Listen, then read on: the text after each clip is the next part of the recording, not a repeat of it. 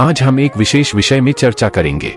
भगवान शिव जी कहते हैं, जिन दाम्पत्य के जीवन में संतान सुख का अभाव हो, ऐसे सभी लोग अगर आज का मेरा यह प्रसंग ध्यान पूर्वक सुनते हैं तो निश्चय ही एक वर्ष के अंदर उनकी मनोकामनाएं अवश्य पूरी होती है।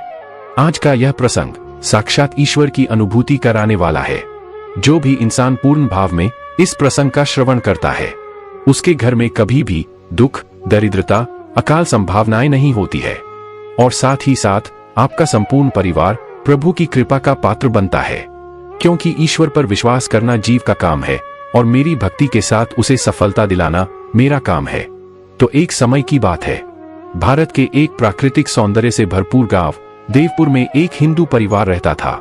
हरिहर प्रसाद और उनकी पत्नी गायत्री देवी दोनों धार्मिक प्रवृत्ति के, सरल और परोपकारी स्वभाव के थे। गांव में उनका बहुत सम्मान था।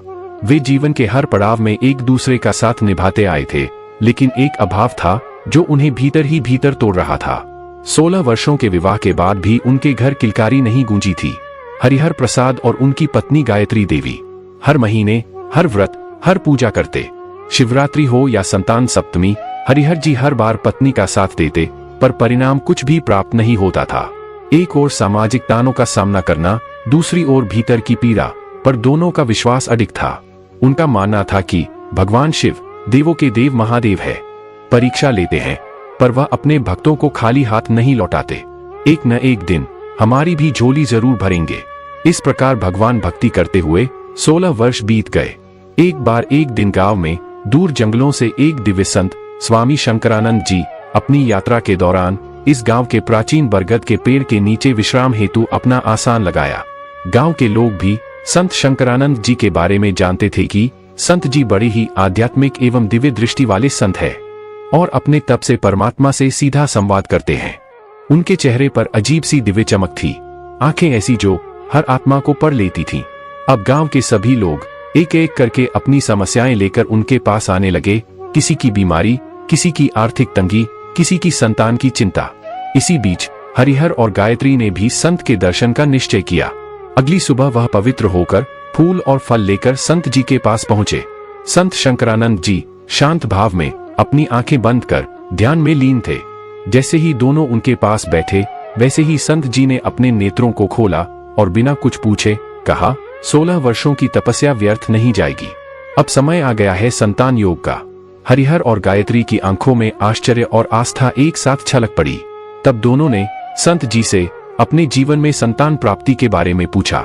संत शंकरानंद बोले, हर इंसान का वर्तमान जीवन उसके पूर्व के जन्मों के फल अनुसार ही चलता है। ईश्वर में भगवान ब्रह्मा जी केवल भाग्य में लिखा हुआ ही दे सकते हैं। भगवान विष्णु जी केवल कर्म के फल स्वरूप ही दे सकते हैं। पर इस संपूर्ण ब्रह्मांड में मात्र एक भगवान शिव जी ही ऐसे भगवान है जो इंसान को उसकी भक्ति के अनुसार फल प्रदान करते हैं। भगवान शिव अपने भक्तों के भाग्य और पूर्व कर्म को भी न देखते हुए बस उनकी भक्ति के उद्देश्य को पूरा करते हैं। और आप लोग तो भगवान शिव जी के भक्त हैं, आपकी कामनाएं अवश्य पूर्ण होंगी। बस विशेष कामनाओं की प्राप्ति के लिए कुछ सरल और साधारण से विशेष उपाय करने होते हैं। अब मैं जो आप लोगों को बता रहा हूं, इस उपाय को ध्यान से सुनना। यह भगवान शिव जी का उपाय आज आपको और अनादिकाल में सभी संतान सुख प्राप्त करने वाले दाम्पत्य जोड़ों के लिए है। अब ध्यान से सुने। जो लोग भी संतान सुख प्राप्त करना चाहते हैं, भले ही विवाह के कितने ही वर्ष क्यों न हो गए हो, अगर पूर्ण विश्वास के साथ इस उपाय को करते हैं तो सफलता अवश्य मिलेगी। तब हरिहर और सावित्री ने इस दिव्य उपाय के बारे में बताने का निवेदन किया।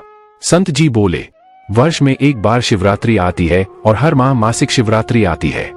मासिक और वार्षिक शिवरात्रि में अपने ही घर पर या फिर किसी भी शिव मंदिर में पूर्ण ब्रह्मचर्य और पवित्रता के साथ साफ स्वच्छ मिट्टी को लेकर उसमें देसी गाय का दूध या मक्खन या फिर घी, तीनों में जो एक चीज आसानी से मिल जाए, उसको मिट्टी में मिलाना है और साथ में थोड़ा सा भस्म मिलाना है।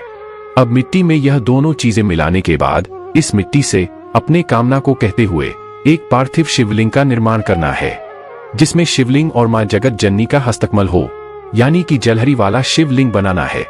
फिर उस शिवलिंग का पूजन, रुद्राभिषेक और श्रद्धा से पूजा अर्चन करके उस शिवलिंग का विसर्जन कर देना है।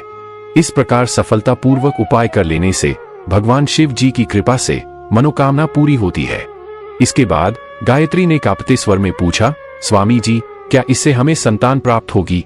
संत ने मुस्कुराकर कहा, यदि श्रद्धा पूर्ण हो तो भगवान शिव वर्ष भर के भीतर तुम्हें आशीर्वाद देंगे। और हाँ, शिवलिंग का निर्माण दाम्पत्य पवित्रता और पूर्ण ब्रह्मचर्य के साथ हो। जिस दिन शिवरात्रि हो, दोनों उपवास रखें, मन, वचन और कर्म से शुद्ध रहें। अब दोनों, हरिहर और गायत्री ने संत के वचनों को अपने जीवन का केंद्र बना लिया। पूरे महीने वे संयम और साधना में लगे रहे। गायत्री ने रोज सुबह शिव चालीसा पढ़ना शुरू किया। हरिहर भी सुबह शाम अपनी इष्ट वंदना के समय शिव जी का पंचाक्षरी मंत्र ओम नमः शिवाय का जप किया। जैसे जैसे शिवरात्रि निकट आई, उनकी भावनाएं और संकल्प गहराते गए।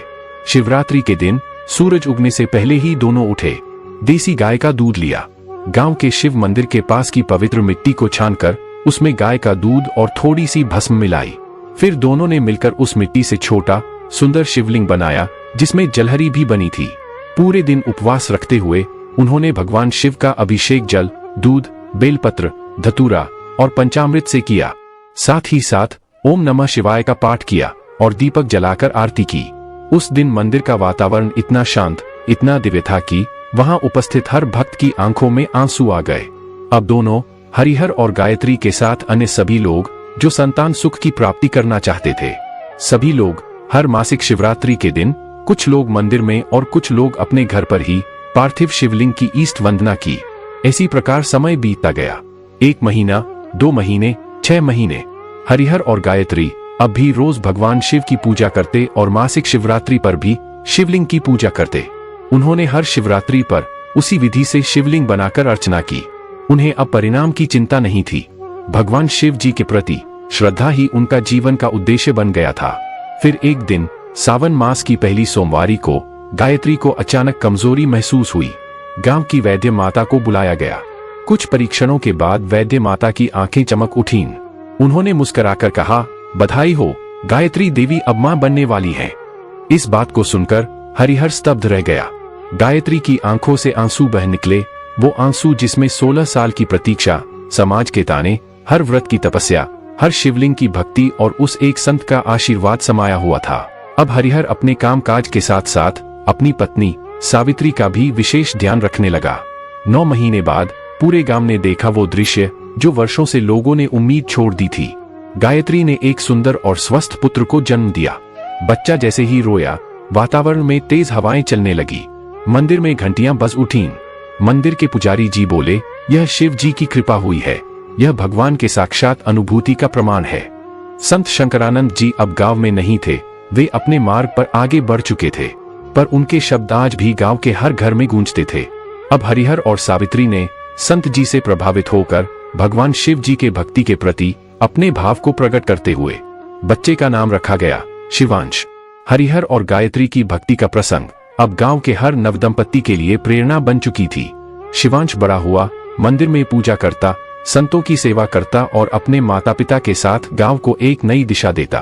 गांव में अब हर शिवरात्रि को एक विशेष उत्सव मनाया जाने लगा, जिसका नाम था मृदमय शिवरात्रि, जिसमें मिट्टी का शिवलिंग बनाकर हर दंपति भगवान शिव से संतान, सुख और शांति की प्रार्थना करता। दोस्तों, यह कहानी केवल हरिहर और गायत्री की नहीं है, यह उन सभी की है जो वर्षों तक कष्ट झेलते हैं पर अपना विश्वास नहीं छोड़ते। भगवान शिव केवल भक्तों की परीक्षा लेते हैं, पर अंत में आशीर्वाद भी वही देते हैं। सच्चे मन से यदि कोई श्रद्धा रखे तो भगवान शिव का यह व्रत और मिट्टी से बना शिवलिंग भी चमत्कार कर सकता है। 16 साल की प्रतीक्षा के बाद एक शिवरात्रि, एक संत और एक श्रद्धा से भरे उपाय ने जिस जीवन को अधूरा समझा जा रहा था, उसे संपूर्ण बना दिया। अब आइए उस बात को भी श्रवण करते हैं जो गुरु जी ने कही थी। पार्थिव शिवलिंग का निर्माण करते हैं, तब उस समय उसमें हम बहुत से पदार्थ डाल देते हैं। आप कुछ डालें ना डालें, 2 चीजें मिट्टी के अंदर अवश्य डालें। एक मक्खन या दूध या गाय का, जम के बोलो, घी, और दूसरा भस्म। ये 2 चीजें क्यों डालना चाहिए? कि शिवलिंग अच्छा बनेगा, शिवलिंग पक्का रहेगा, धरान नहीं पड़ेगी, उसके लिए डालना चाहिए क्या? ना ना ना। पार्थिव शिवलिंग का निर्माण करने वाले 2 चीजों का स्मरण अवश्य रखें। पहला, मिट्टी के अंदर जब हम मक्खन, दूध या गाय का घी डालकर शिवलिंग का निर्माण करते हैं। जिसके घर में वंश नहीं बढ़ता, 20 साल 25 साल 15 साल 12 साल हो गए हों और जिसके घर में बच्चा ना हुआ हो, हम उनसे भी निवेदन करेंगे कि प्रत्येक प्रदोष, प्रत्येक शिवरात्रि, हर महीने प्रदोष आती है, हर महीने शिवरात्रि आती है, प्रत्येक शिवरात्रि प्रत्येक प्रदोष को आप मिट्टी के अंदर मक्खन या गाय का दूध या गाय का घी, देसी गाय का मिलाकर शिवलिंग बनाकर उसकी पूजन करना प्रारंभ करें। 1 साल पूरा नहीं होगा, भले 20 साल हो गए होंगे, पर आपका गर्भ जरूर फेरेगा, ये निश्चित था। भले 20 साल हो गए, 22 साल हो गए, 25 साल हो गए, डॉक्टर ने मना कर दिया नहीं होगा, फिर भी आप बाबा पर भरोसा, बोल बम का नारा है, बाबा है। आप विश्वास के साथ शिव की आराधना करें। तो दोस्तों, यह तो था आज का ज्ञानवर्धक प्रसंग। मुझे पूर्ण विश्वास है कि इस प्रसंग से आपकी भक्ति को बल प्रदान हुआ होगा। इसीलिए हमेशा मैं कहता हूं, अपने ईश्वर के प्रति अपने विश्वास को मजबूत रखिए, अपने भक्ति के बल को बढ़ाते रहिए। कण कण में ईश्वर समाया हुआ है। आपके सारे दुख सुख में बदल जाएंगे, क्योंकि सुख हो या दुख, देने वाला भी वही है और संवारने वाला भी वही है। यदि आपके हृदय में ईश्वर के प्रति विश्वास है तो याद रखिए, चमत्कार भी आपके साथ ही होगा। जय जय श्री राधे, श्री शिवाय नमस्तुभ्यम, हर हर महादेव। फिर मिलेंगे अगले प्रसंग में।